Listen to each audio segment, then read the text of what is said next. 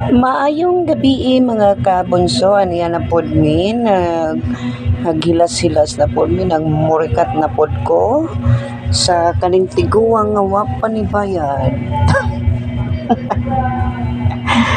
Welcome to my life.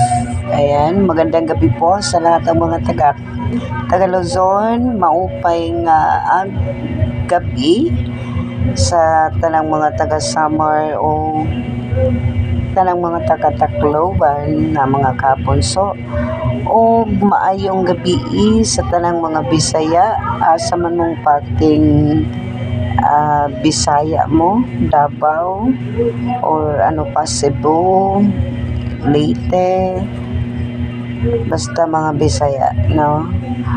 So karon nitawag si Angkol kay nagpatahal kuno siya.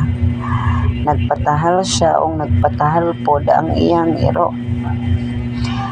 Meaning to say, sa nagpatahal guys, nagpa-haircut. Ayan. Kasi pinag-utusan ko yan para na kasi siyang wakwak sa kanyang buhok. Sabi ko sa kanya, magpa-haircut ka na. Sabi ko sa kanya kagabi, magpa-haircut ka na tomorrow. Kasi lalo kang tumatanda. Ayan, nagpa-haircut siya tsaka yung kanyang aso. So, ayan, hindi ko pa rin sinasabi na 22 pesos na lang ang pera ko. Ayokong sabihin, baka sabihin niyang maghihintay na lang ako kung kailan ako bibigyan, no?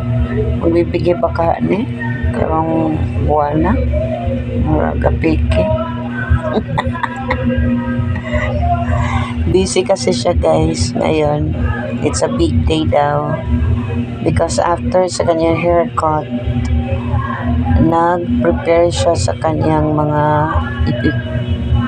gamit sa pagpinta kasi pipintahan na niya ang kanyang modelong charing kanyang modelong car for exhibit this coming April. So he will be busy for the entire week and next month as well because ayan, may exhibit siya. Maingay dito guys sa amin kasi fiesta nga, no? Fiesta dito, pangalawang araw, last day ng fiesta sa San Jose, and I was not able to provide something on my table. That is because I only have 22 pesos left in my coin purse or in my pocket. So there's no reason